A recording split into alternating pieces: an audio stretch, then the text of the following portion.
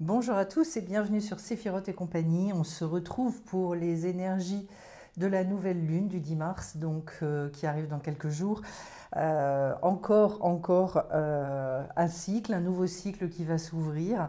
On appelle ça donc en hébreu les Rosh Chodesh, ça ne nous parle que de nouveautés. Et je vais vous souhaiter de réussir à vous inscrire finalement dans ce renouvellement permanent qu'est la vie qu'on va retrouver d'ailleurs avec la lettre Ret ici.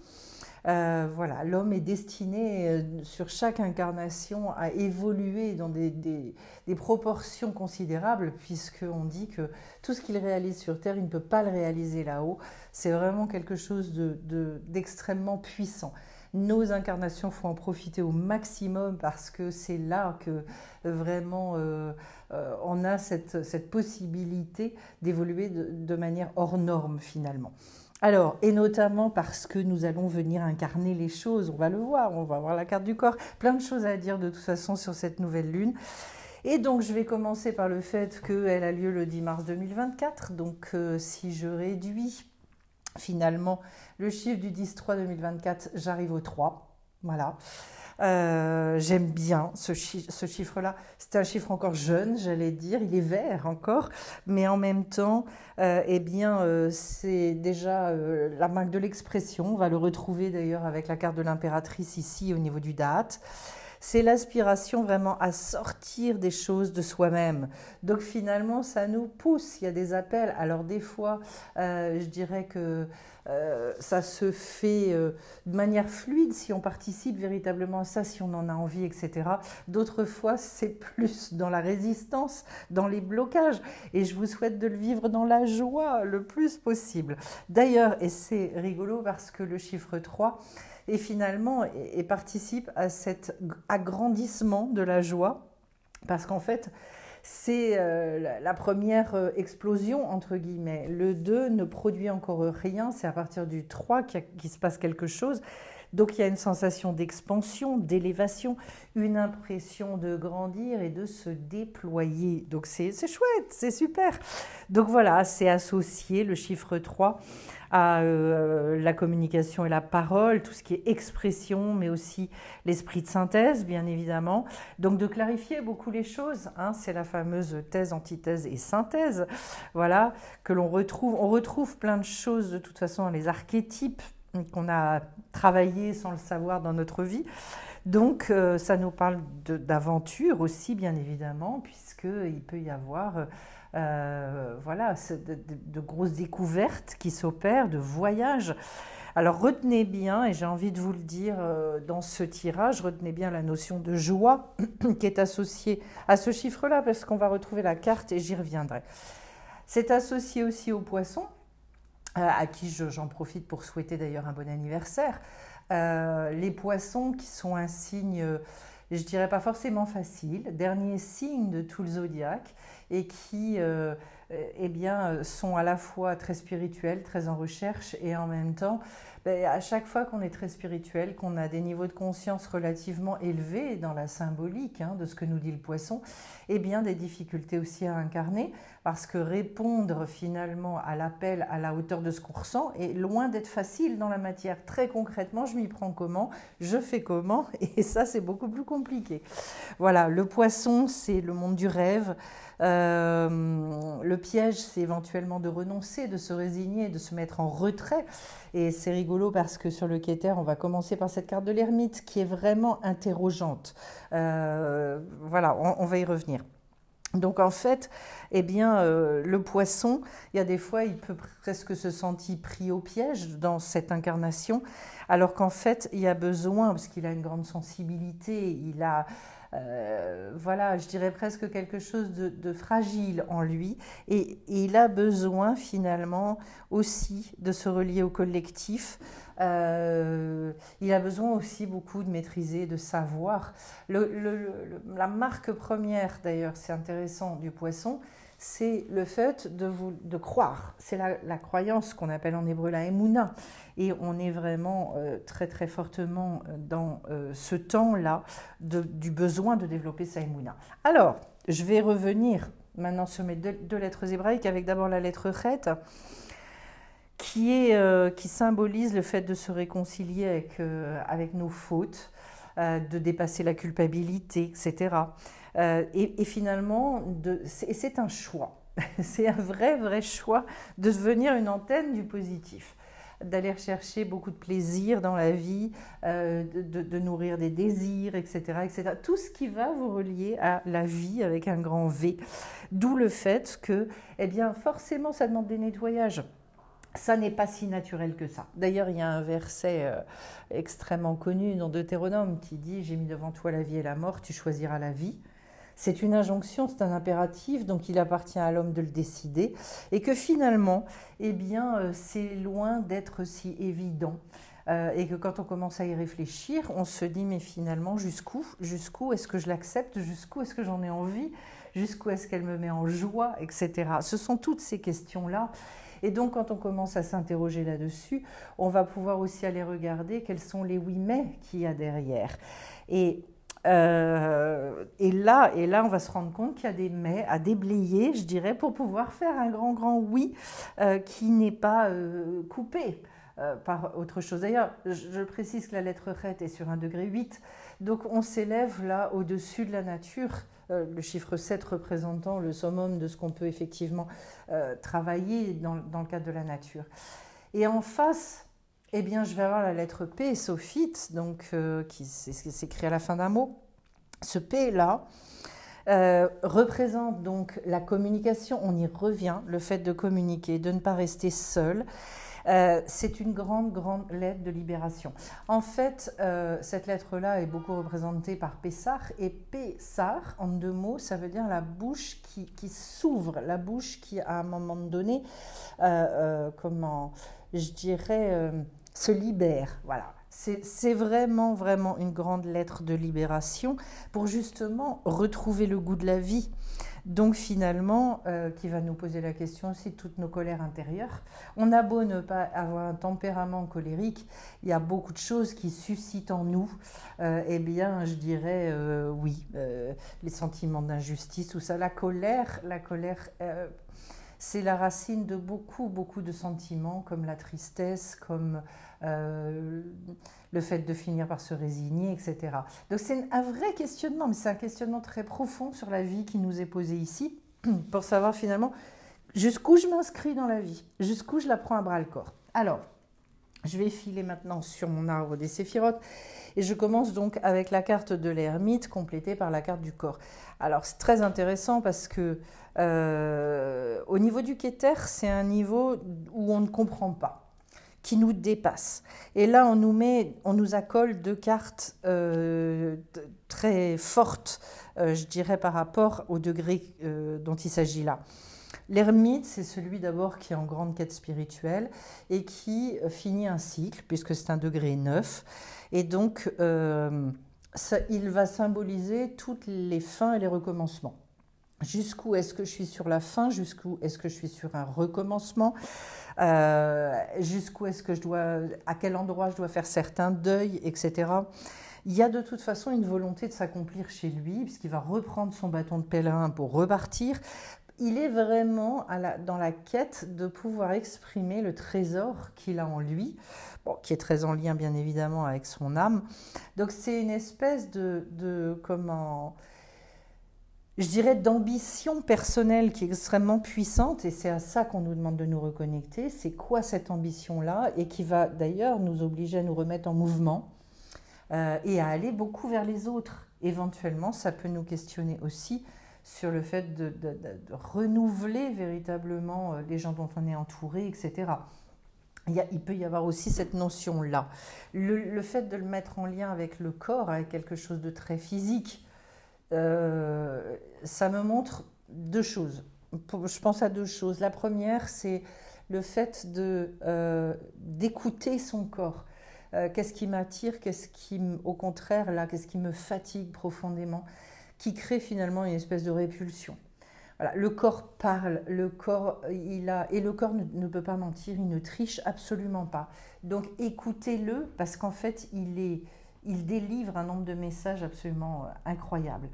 L'autre chose, c'est par rapport à l'ermite, justement, c'est de se mettre vraiment en mouvement par rapport à cette quête-là. C'est-à-dire, c'est le moment, sur le mois qui vient, de se poser de très sérieuses questions sur comment tout ce que j'ai sur cet appel aussi, en fait. Hein, c'est la grande question de l'appel. Il y a des fois, vous savez bien, hein, ces voix-là, ce ne sont pas des voix qui crient et qui hurlent et qui dépassent, je dirais, le brouhaha de la vie. Non, ces voix-là sont toutes ténues, elles sont fines. C'est pour ça d'ailleurs que l'ermite les entend, parce que justement, il a cette capacité. Et en même temps, voilà, peut-être est-ce relié, peut-être pour certains d'entre vous aussi, avez-vous des messages à tirer de votre corps, de certains mots MAUX que vous vivez, des petits comme éventuellement, et je ne l'espère pas les plus gros, mais voilà, pour à un moment justement se remettre en mouvement véritablement. Ensuite, si je vais au niveau de la Rokhma, eh bien, je vais avoir la carte de tempérance avec la naissance. Tempérance, c'est une carte qui nous parle beaucoup déjà de renouvellement des énergies. À quel point est-ce que justement je peux retrouver la paix, la sérénité? C'est très intéressant d'aller regarder d'ailleurs tous les endroits de nos vies où finalement on n'y arrive pas. Voilà. C'est un nouveau souffle. Donc, d'ailleurs, bon, ça va avec la carte de la naissance, donc c'est toujours intéressant. Ce nouveau souffle, on a besoin, je crois, je dirais, normalement d'ailleurs, hein, on devrait le renouveler à chaque respiration. Bon, c'est pas simple, mais voilà. Normalement, on se renouvelle constamment de cette manière. La naissance, c'est vraiment effectivement d'accepter d'entrer, de laisser la nouveauté entrer dans ma vie. Comme ça se situe au niveau de la Rokhma, ça veut dire que je vais être obligée, pour sortir de certaines choses, de certains cycles, etc., d'aller écouter comment est-ce qu'on peut dire ça? D'aller écouter les choses à un autre niveau. De suivre beaucoup plus mes intuitions, mes appels, et de travailler beaucoup avec mes sens subtils d'ailleurs. Voilà, je précise qu'il y a une formation d'ailleurs sur les sens subtils et l'intuition au mois d'avril. Donc en fait, formation en présentiel, j'entends. J'ai ici, avec ces deux cartes, je dirais, peut-être aussi pour certains, c'est peut-être une naissance spirituelle, parce qu'en fait, l'homme naît deux fois, il naît physiquement, mais on le voit dans sa conception, il a été d'abord créé à partir de la terre, etc., etc. Bon, c'est tout un tas de symboles, et derrière, il y a eu ce souffle de vie qui lui a été donné, un souffle qui lui a donné une âme, et finalement, eh bien, peut-être aussi qu'il y a besoin, là, de naître à ce niveau-là. C'est à ce moment-là que, je dirais, l'être spirituel va arriver. Jusqu'où est-ce que j'ai découvert ça? Jusqu'où est-ce que je sais à quoi ça correspond finalement, tout ça? Parce qu'en fait, ça peut rester quelque chose de très mental, d'intellectuel complètement. Alors que là, en fait, c'est comme si on nous disait, il y a peut-être à un moment donné, la possibilité d'aller expérimenter, d'aller vivre des choses à ce niveau-là, pour sortir finalement d'une forme de confusion. Et ouais, il y a des découvertes. J'ai l'impression que pour certains, il peut y avoir des découvertes à faire. Alors par quoi ça passe? Eh bien en fait, en face, j'ai la carte de l'empereur avec la connaissance. Ça, c'est au niveau de la Bina. Donc c'est toute l'intelligence. À partir de ce qu'on va découvrir là, c'est l'intelligence qui se met en mouvement et qui va commencer justement à essayer de s'approprier les choses, mais dans la tête déjà. Ce qui m'intéresse dans l'association de ces deux cartes, bon, déjà une première chose, la Bina, il est évident que pour accéder à la Bina, c'est-à-dire une vraie intelligence, il y a besoin de renouveler sa connaissance. C'est-à-dire que de toute façon, il n'y a pas le choix, par la porte ou par la fenêtre, et quelle que soit la tradition à laquelle on s'accroche, c'est sûr qu'il faut aller vers des gens qui ont un niveau nettement supérieur au nôtre pour pouvoir, je dirais, vraiment avoir des révélations, avoir aussi une vision des choses qui est complètement différente. Pour moi, ça c'est la base de tout. Le jour où on n'étudie plus, on commence à régresser de toute façon. Donc ça, c'est une chose. La connaissance, oui, bien évidemment. Cette connaissance, elle doit vous libérer. Très intéressant et très important de regarder dans tout ce que vous entreprenez, est-ce que les choses me libèrent, me déculpabilisent, me font justement accéder à ce nouveau souffle? Est-ce que ça me donne des clés concrètes dans ma vie? Est-ce que, voilà, j'avais fait 3 vidéos là-dessus d'ailleurs, des vidéos sur cette notion-là quand je me fais aider. Je ne sais plus quel était le titre des vidéos, mais ça vaut le coup d'aller les rechercher. C'est toujours dans Exprimer votre liberté. Parce qu'en fait, on a vraiment, vraiment besoin aussi, quand on a besoin d'être guidé, d'être, que ce soit par des gens qui eux-mêmes incarnent ce qu'ils disent. Voilà, pour faire court. Et donc, en fait, cette connaissance-là, on retrouve cette notion d'hermine, d'ailleurs, de sagesse, en fait, va nous donner accès, déjà, à des mémoires très anciennes, puisqu'on a eu d'autres incarnations avant la nôtre. Donc, réouvrir les portes de nos précédentes incarnations, réaccéder à certaines connaissances. Et puis, d'autre part, alors associé à la carte de l'empereur, c'est tout le côté comment est-ce que justement je vais pouvoir agir à partir d'un point de stabilité, d'autorité en moi. Donc, ça veut dire au niveau de la bina, du cerveau, que jusqu'où est-ce que j'ai trouvé ce point de stabilité? Jusqu'où est-ce que j'ai calmé mon mental? J'ai répondu à un certain nombre de questions pour pouvoir avancer. C'est une structure. Ou alors, autre question possible, jusqu'où est-ce que je ne suis pas trop rigide là-dedans? Et jusqu'où est-ce que, justement en termes de connaissances, quelles sont les connaissances que j'accepte, que je n'accepte pas? Qu'est-ce que je laisse venir à moi? Est-ce que ce sont des connaissances qui finalement n'acceptent et ne tolèrent que des choses physiques, ou au contraire des connaissances qui spirituellement sont basées sur rien et qui finalement ne me donnent pas des vraies réponses? Voilà, donc jusqu'où est-ce que j'ai une assise par rapport à ça, un socle, une structure qui vraiment m'épaule? En tout cas, c'est ce qu'on vous invite à construire. Voilà. Ensuite, au niveau du Da'at, alors le Da'at, c'est toute l'expérimentation de tout ça pour arriver à incarner cette connaissance profondément. Et là, on nous parle de l'impératrice avec la joie. Je vous le disais tout à l'heure, la joie, c'est un sujet énorme. J'ai beaucoup travaillé sur ce sujet-là et je me suis rendu compte sur toutes mes années de travail que ce sentiment-là a été le plus long à revenir. Et puis j'ai appris après qu'effectivement, c'est une des énergies les plus élevées. Les sages la mettent soit à égalité avec l'amour, soit légèrement au-dessus. Voilà. C'est-à-dire la joie, a priori, quand on a la joie, ça veut dire qu'on a tout le reste. Pour faire court. C'est énorme. Cette joie-là passe par beaucoup de choses. Bien évidemment, l'acceptation totale, complète de la vie, comme on en parlait au départ. Ce qu'il y a d'intéressant associé à l'impératrice, c'est qu'en fait, on est dans l'expression de soi.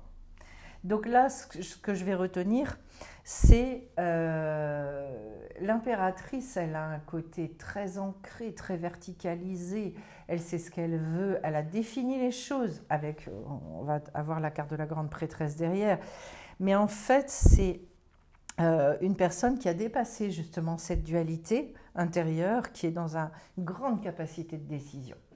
Et donc, voilà, je ne dirais pas qu'elle va foncer après au niveau matériel, concret, ça c'est le roi, c'est l'empereur, mais en tout cas l'impératrice, il y a quelque chose de très vertical. Et donc en fait, c'est tout le besoin de structure dans votre vie, de réorganiser les choses pour acquérir la joie. On nous parle ici de discipline, on nous parle de... est-ce que dans vos journées, je veux dire, c'est ponctué par tout un tas de choses qui vous mettent dans le mouvement, qui vous portent, etc. Ou au contraire, est-ce que tout est lourd? Si c'est le cas, il y a très très certainement besoin de remettre un cadre. Tout ça s'apprend naturellement parce qu'il suffit pas. Il suffit pas. Je dirais que, vous savez, c'est comme les bonnes résolutions du Nouvel An. Ça ne marche pas à partir du moment où on n'est pas fermement convaincu de la chose et où finalement ça n'est pas un désir profond. Si c'est un désir extérieur, ça ne marchera pas. Si c'est un désir intérieur et qu'on en comprend la portée et qu'on en voit je dirais, tout ce qui ressort de tout ça, à ce moment-là, se développe en nous une espèce d'énergie qui nous dit de toute façon, mais vraiment, je ne lâcherai pas.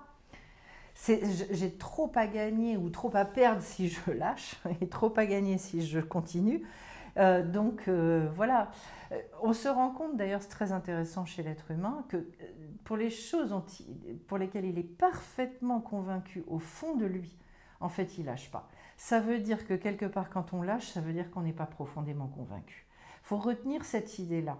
On peut être convaincu avec sa tête, mais on n'est pas forcément convaincu dans son corps ni dans son cœur. Ce sont des choses complètement différentes. Alors, je vais attaquer maintenant au niveau de mes midotes. Donc, je quitte le cerveau, je quitte tout ça, et au niveau des mesures, voilà, ce sont des choses qu'on nous donne, avec lesquelles on va travailler. Je commence par le chesed, qui est la bonté. J'ai la carte de la justice avec la carte de l'infini.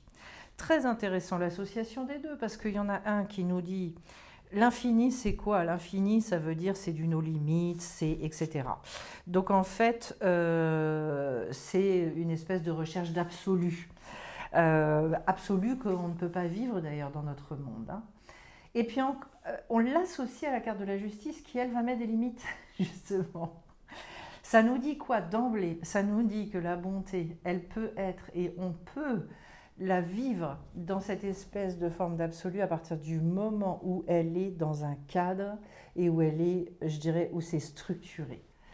Je rencontre, comme je travaille beaucoup avec des inclassables, des gens qui ont une bonté intérieure énorme, qui au final aiment les gens, aiment le monde, etc. Même si parfois, voilà, bon, c'est un peu masqué, c'est un peu caché. Mais au bout du compte, ils ont un cœur énorme et qui en même temps, le cœur s'est énormément refermé parce qu'en fait, ils ne savaient pas comment exprimer cette bonté de manière juste. Donc finalement, ils ont reculé. Et la justice, elle nous dit, au niveau de la manière dont vous dispensez cette bonté dans le monde, eh bien, il y a besoin de faire du tri, il y a besoin d'être vraiment au clair et d'équilibrer les choses. Je vous dirais juste une petite chose comme ça, c'est que la bonté, elle doit finir, par exemple, là où on se rend compte que de toute façon, en face, c'est pas reçu. Quand ça vous coûte plus que ce que ça rapporte à l'autre, ça n'a plus aucun intérêt. Voilà, c'est-à-dire que y a des gens avec lesquels ça ne sert à rien de faire preuve de bonté. Très très clairement, il faut le dire, faut être honnête par rapport à ça.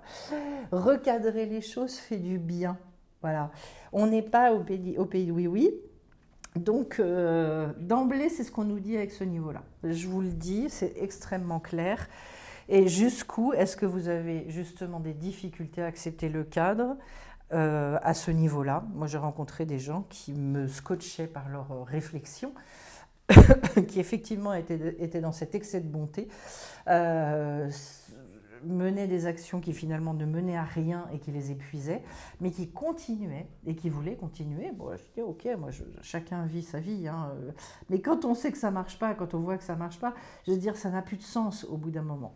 Alors en face, en revanche, je précise, avant de passer à la Gvura, je précise une chose, c'est que quand vous donnez votre bonté à bon escient, à la bonne personne, au bon moment, et ça c'est tout un savoir, alors à ce moment-là, ça va donner des choses absolument extraordinaires.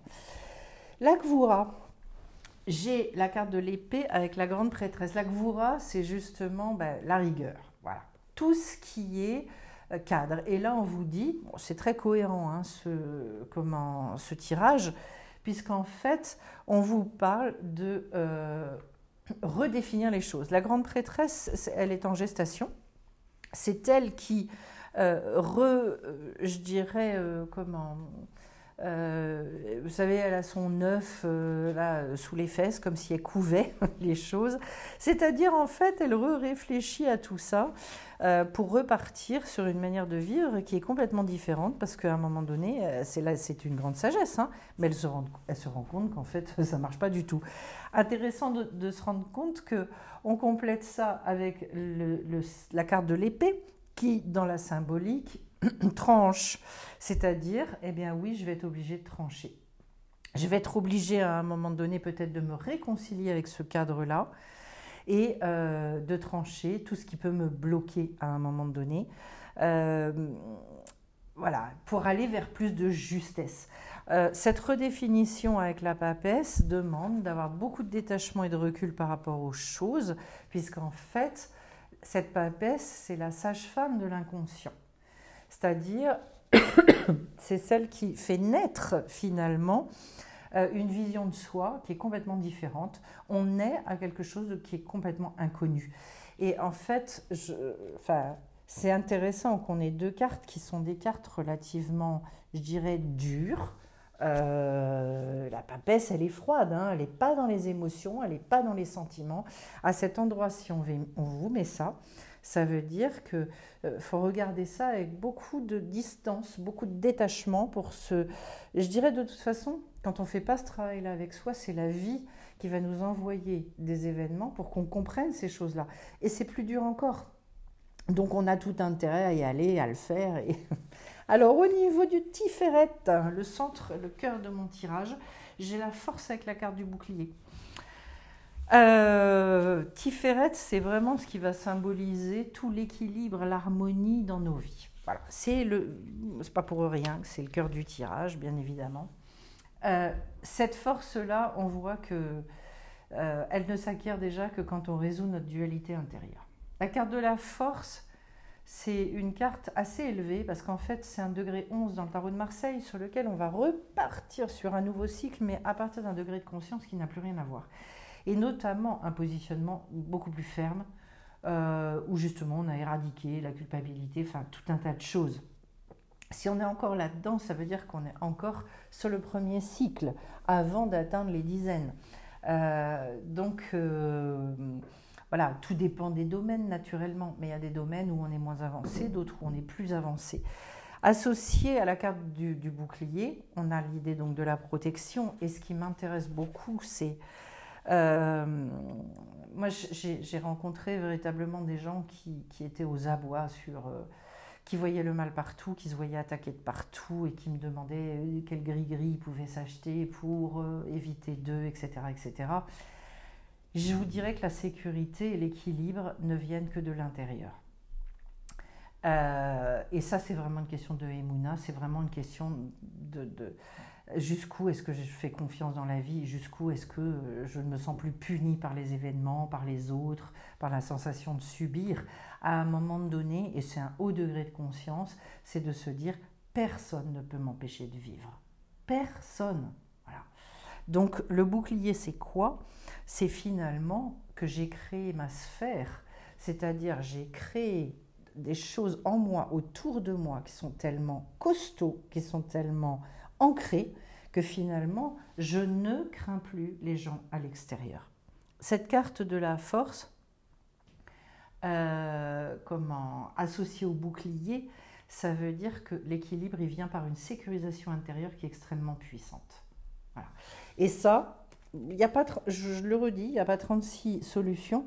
C'est j'arrête de penser que les événements extérieurs, ils peuvent me mettre à plat. Je peux traverser des choses difficiles, c'est évident, tout le monde en traverse dans sa vie. La seule chose, c'est qu'en revanche, je resterai debout. Je vais peut-être plier, ployer à un certain moment, mais de toute façon, je vais me relever, il n'y aura aucun souci. Parce que j'ai suffisamment de confiance dans la vie, de confiance en moi, et je peux continuer.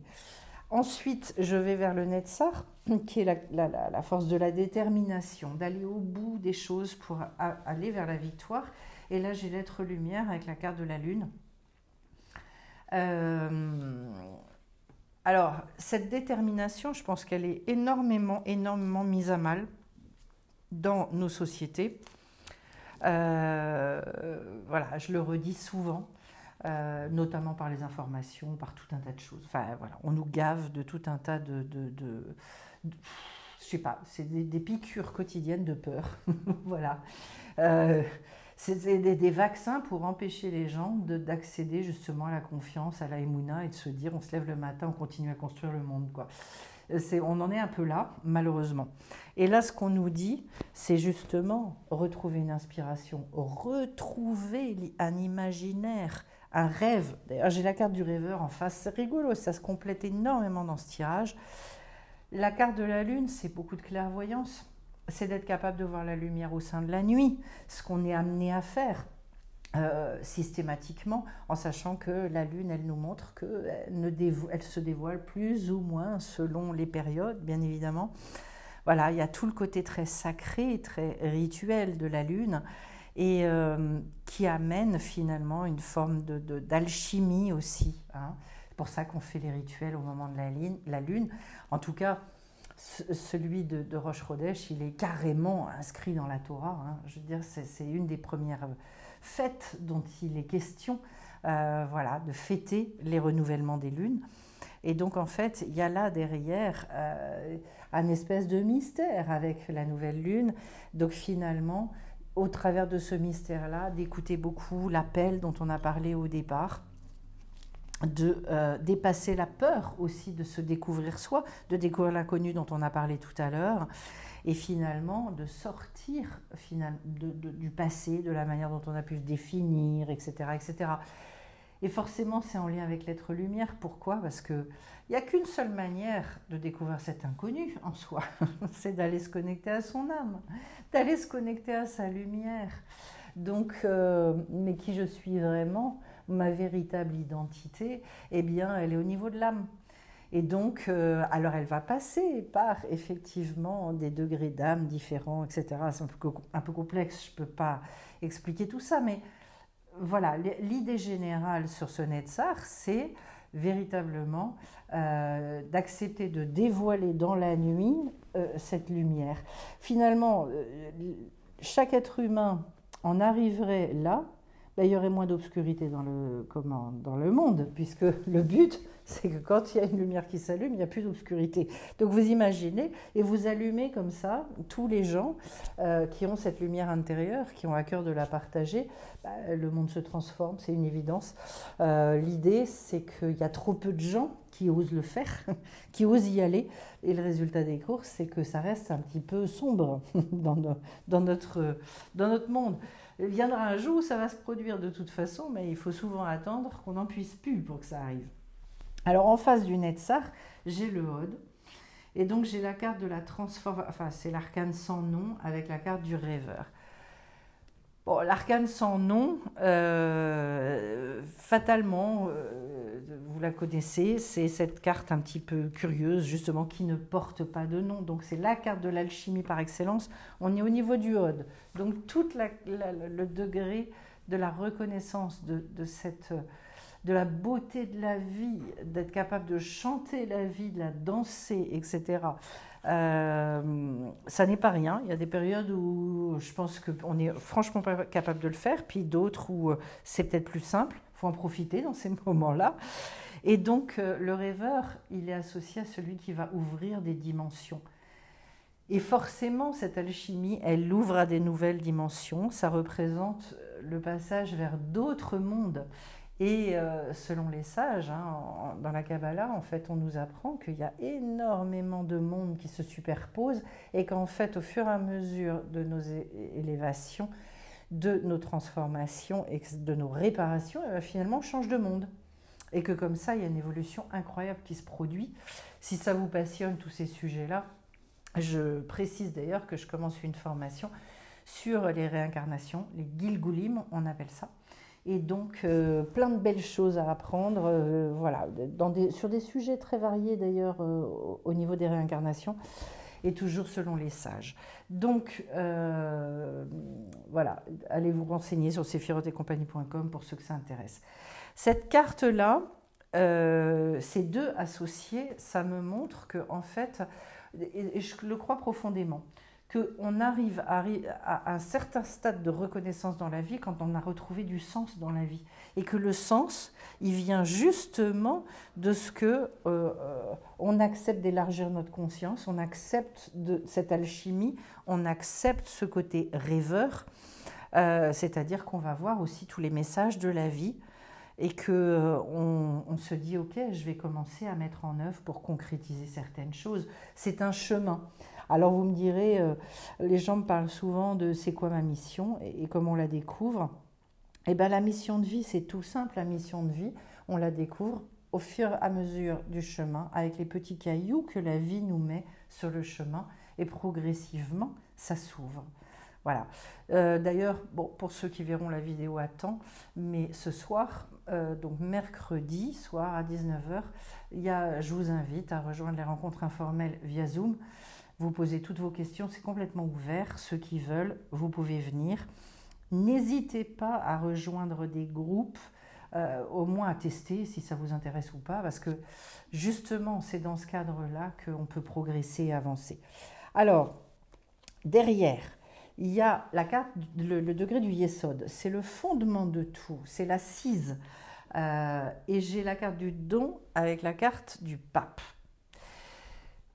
L'assise, à ce niveau-là, si je commence par la carte du don, c'est déjà justement la notion du guide.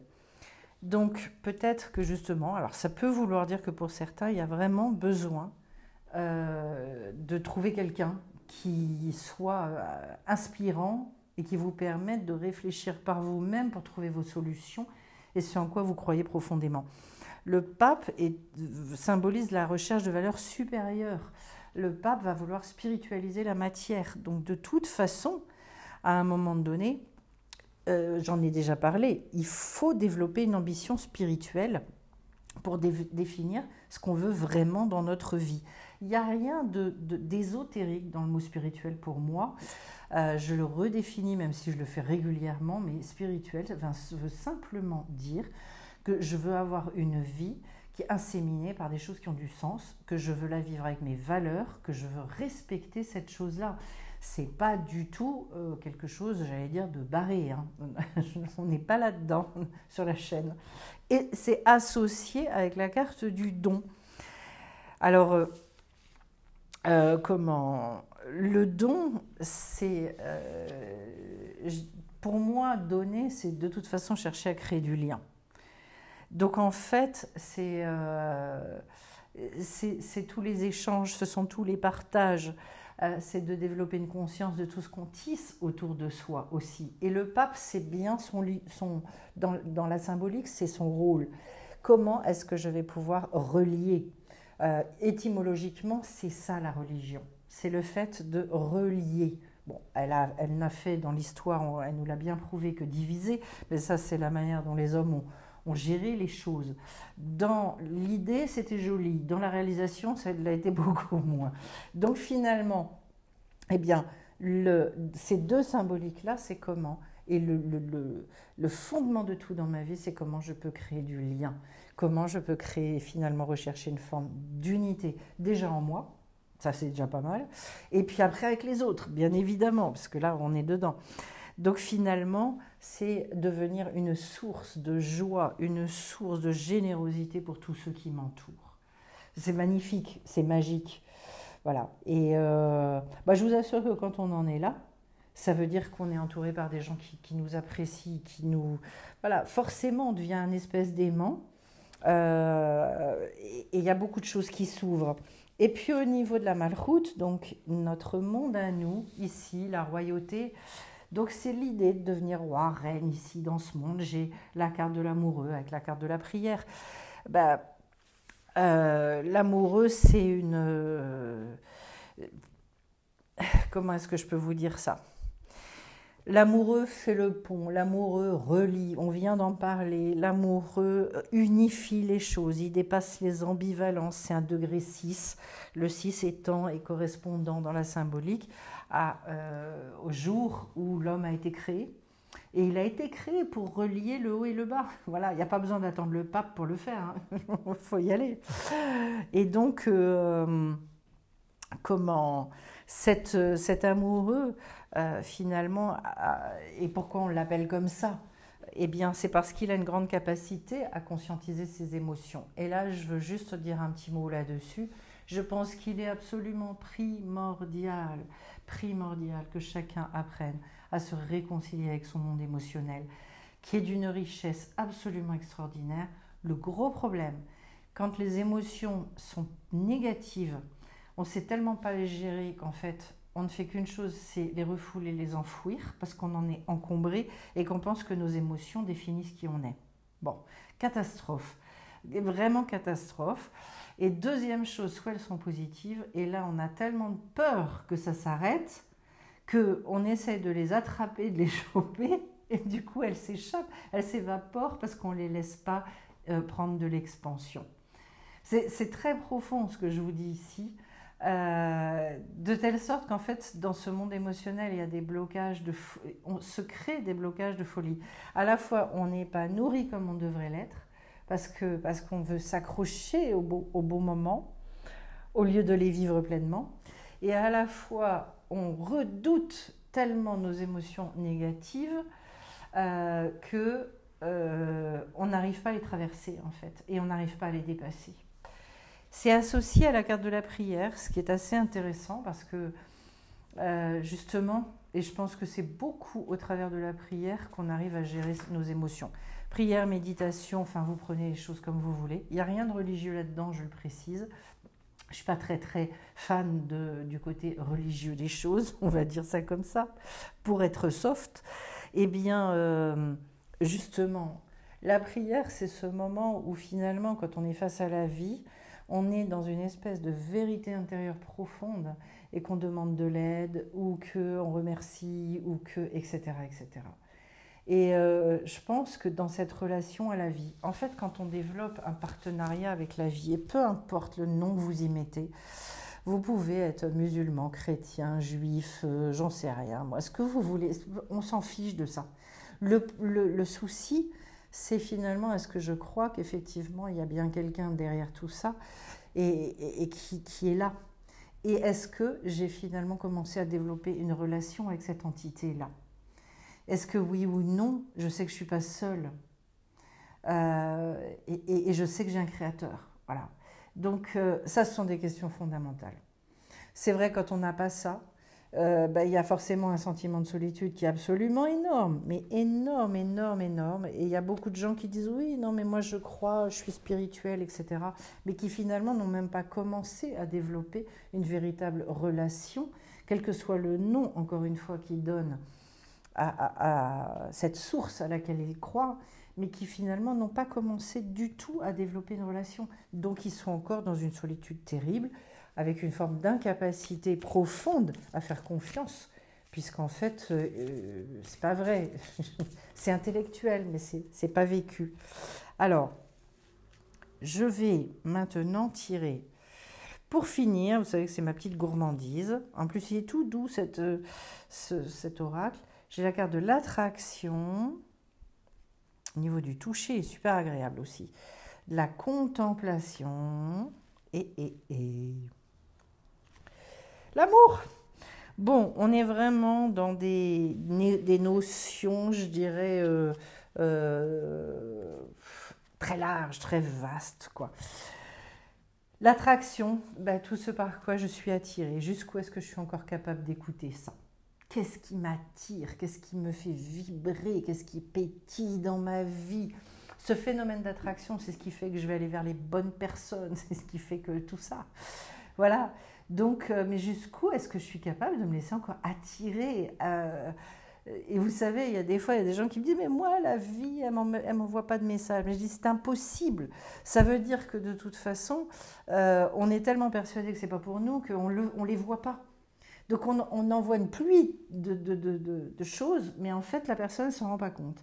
Et bien, c'est ça. Donc, vraiment travailler sur l'attraction. Ça me fait penser que j'ai fait une vidéo là-dessus dernièrement sur la loi de l'attraction. Jusqu'où est-ce que ça marche pas? C'est comme ça que je l'ai intitulé. Si vous ne l'avez pas écouté, écoutez-la, parce que ça va resituer des choses dans votre vie. Voilà, parce qu'il ne s'agit pas de faire des exercices bêtement, il s'agit de comprendre derrière le fondement, l'intériorité des choses, je dirais. Ensuite, j'ai la carte de la contemplation. La carte de la contemplation, pour moi, aujourd'hui, ça fait vraiment partie de... la contemplation, c'est à la fois cette espèce de détachement. Ça nécessite une humilité par rapport à la vie. Ça nécessite de poser un regard neuf sur les choses.